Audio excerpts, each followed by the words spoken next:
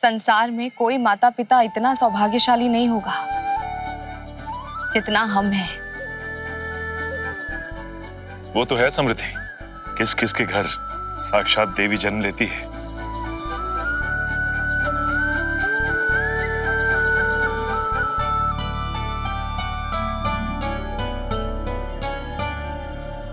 सदा सुखी रहो पुत्री, सदा सुखी रहो।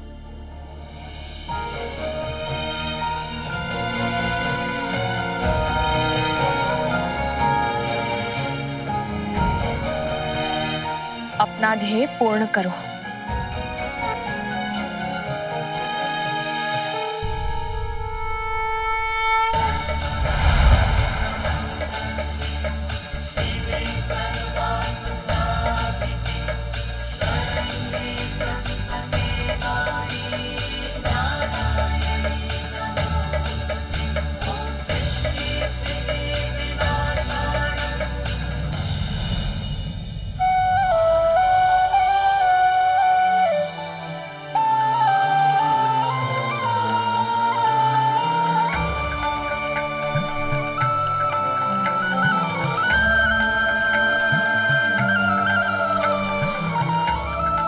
जाओ पुत्री, अब विलंब न करो। तुम्हारी मां संयम खो दे, उससे पूर्व प्रस्थान करो।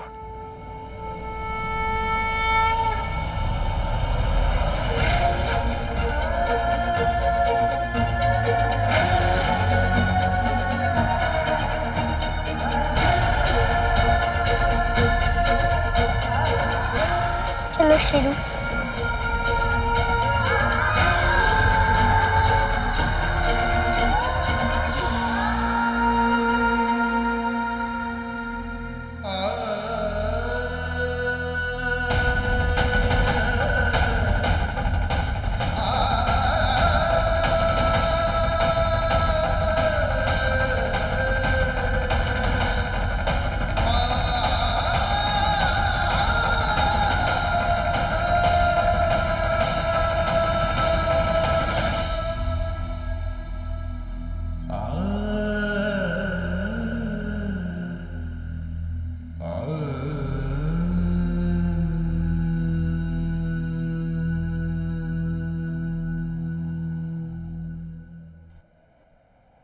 जिस कुशलता से वैष्णवी ने इस कार्य को संपन्न किया है वह विश्वसनीय ही नहीं, अविस्मरणीय भी है। आज तक हम यही सोचते थे कि साधना की ओर बढ़ने का प्रथम चरण सांसारिकता का त्याग करना है, उससे वियोग है जो कि अत्यंत कष्टकारी है। किंतु वैष्णवी ने इस कष्ट और पीड़ा को एक मुस्कान में परिवर्तित कर दिया, उसको एक नया अर्थ दिया है। साधना की ओर बढ़ने वाला प्रथम चरण सांसारिकता के अध्याय को एक मुस्कान के साथ समाप्त करना है, केवल स्वयं के लिए ही नहीं अपितु अपने प्रियजनों के लिए भी। हमने तो अपेक्षा की थी कि वो अपने माता पिता को पीड़ा में छोड़कर चली जाएगी, किंतु माता रानी भला अपने भक्तों को कभी दुख और पीड़ा में छोड़कर जा सकती है?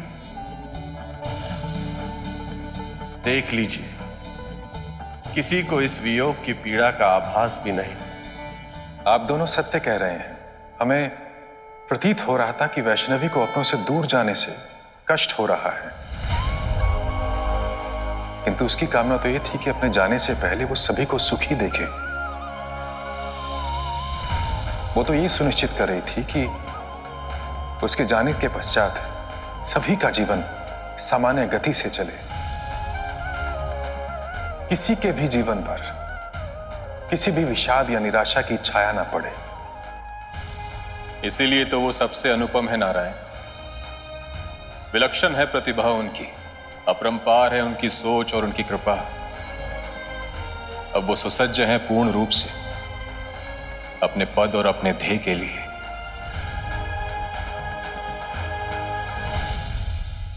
हम सज्ज हैं जाने के लिए। पुत्री, तुमने अपनी साधना का स्थान चुन लिया। जी, जब हमने पिताश्री के साथ पहली बार इसे देखा था, तब से ही ये हमें आकर्षित कर रहा है, मानो हमें कब से पुकार रहा है। कौन सा स्थान पुत्री? वह स्थान जिसने हमें हमारा दूसरा नाम दिया।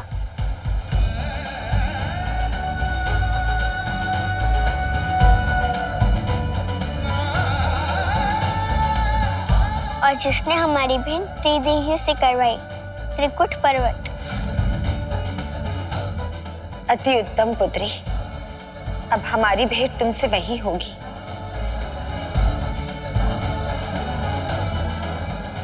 वहां पहुंचने से पूर्व तुम्हें अपना अंतिम कार्य पूर्ण करना है।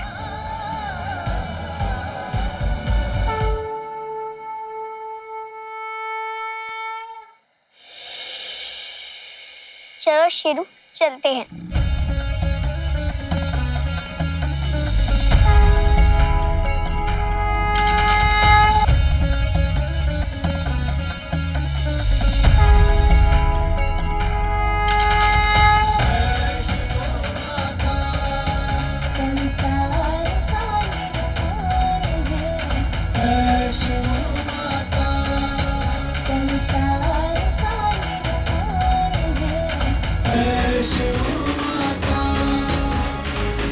हमने तो कभी स्वप्न में भी नहीं सोचा था कि हम अपनी पुत्री को स्वयं से दूर जाने दे पाएंगे।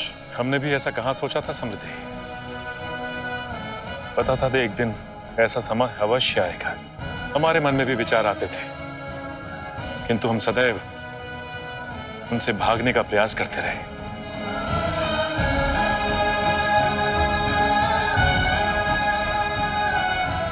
किंतु नियति का लिखा कौन टाल सका है। और वैसे भी बेटियों को तो एक ना एक दिन विदा करना ही पड़ता है। आज उसके उद्देश्य और मानवता के कल्याण के लिए विदा किया, नहीं तो विवाह के पश्चात ससुराल के लिए। सत्य कह रहे हैं आप, किंतु जब हम जी रहे होते हैं तो ये सोचते कहाँ हैं। हर क्षण बस बहते रहते हैं भावनाओं के आवेग में। हमारी अवस्था तो संभवतः विक्षिप्तों जैसी हो जाती, किंतु वैष्णवी की प्रसन्नता और निष्ठा ने हम में ढाढ़स बढ़ाया। उसकी मुस्कान ने हमें इस पल का सामना करने का साहस दिया।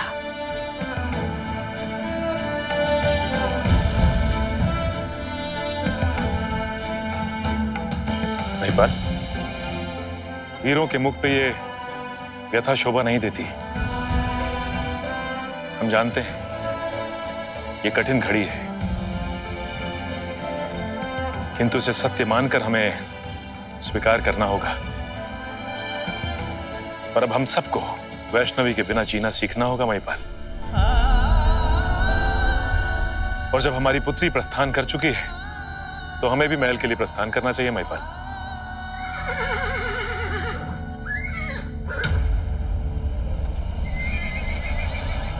क्या हुआ? अच्छा, राजकुमारी जी ने कहा था कि सूर्योदय से पूर्व रथ यहां से प्रस्थान नहीं करेंगे। किंतु क्यों? कारण जो कुछ भी हो, यदि हमारी पुत्री की यही इच्छा है तो हम उसका आदर करेंगे।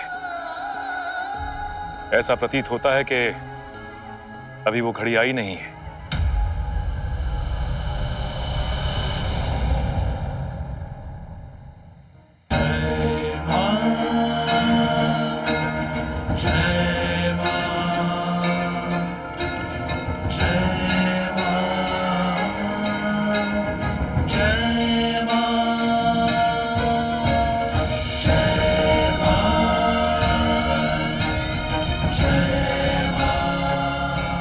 वो घड़ी आ गई है शेरू।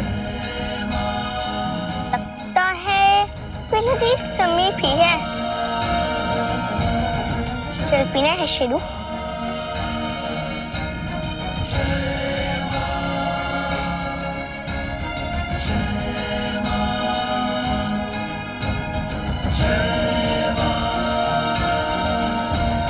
जय जय जय जय जय जय जय जय जय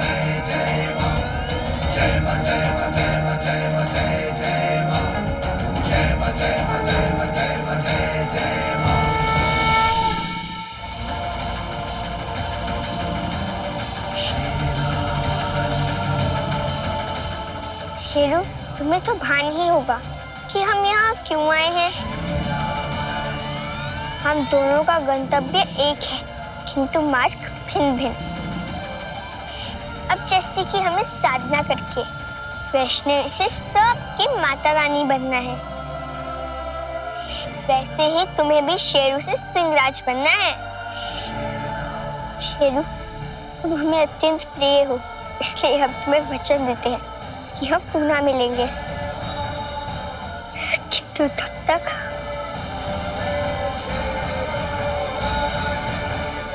हमें अपने अपने मार्ग पर अकेले ही आगे बढ़ना होगा।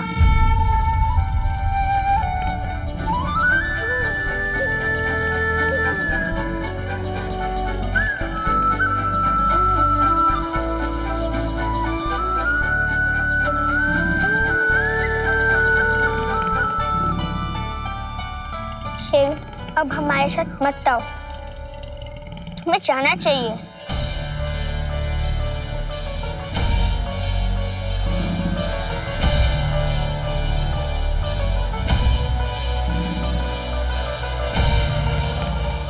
कोई बात नहीं शेरू, थोड़ा धैर्य रखो, एक दिन संपूर्ण संसार तुम्हारी धार से धर आएगा, किंतु अब तुम्हें हट छोड़कर जाना चाहिए।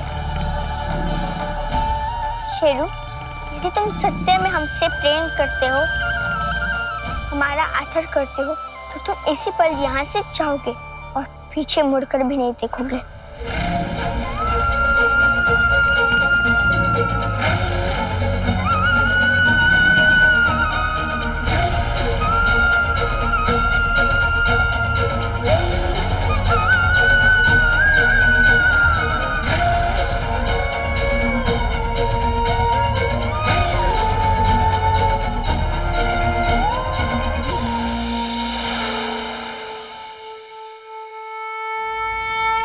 पुत्री, तो यही वो स्थान है? जी। तो प्रतीक्षा किस बात की? चलो भीतर चलते हैं। हम आभारी हैं कि आप तीनों ने हमें रचा, हमें शिक्षा दी, हमें मार्ग दिखाया, यहाँ तक पहुँचने में हमारी सहायता की। किंतु जब हम साधना करने बैठेंगे तो हम ध्यान नारायण का करेंगे, इसलिए आप हमें आज्ञा दीजिए।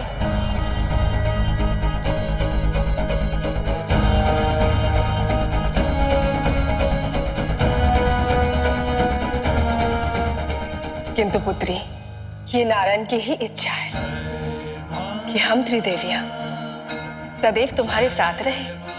नारायण की इच्छा?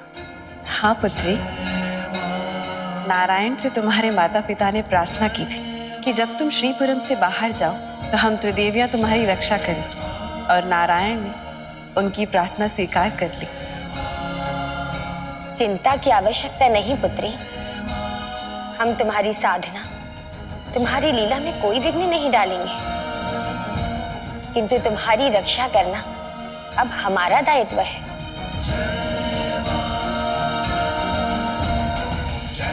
इसलिए हम यहाँ अपना एक अंश छोड़कर जाएंगे, इसमें तो तुम्हें कोई आपत्ति नहीं होनी चाहिए, ठीक है?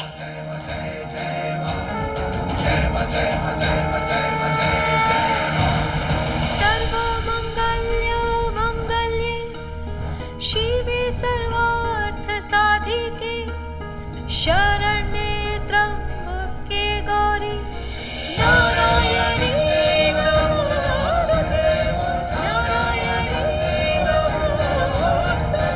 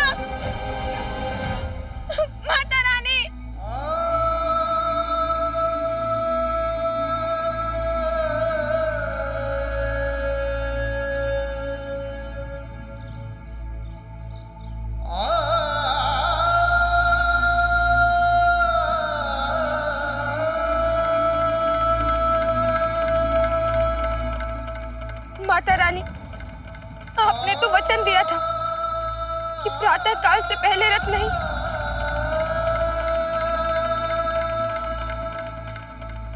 माता रानी कहाँ है आप? दिख क्यों नहीं रही है? माता रानी। भारती, ऐसे रोते नहीं है पुत्री। भूमि को कौन टाल सकता है?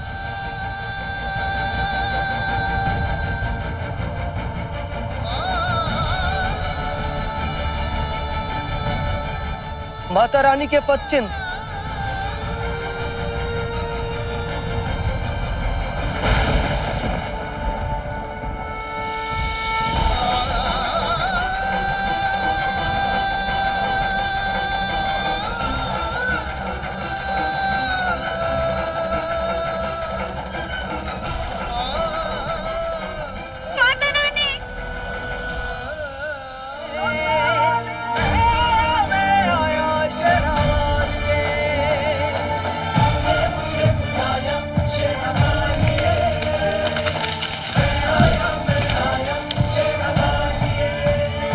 ऐसे ही तो हम पहली बार त्रिकुटा से मिले थे।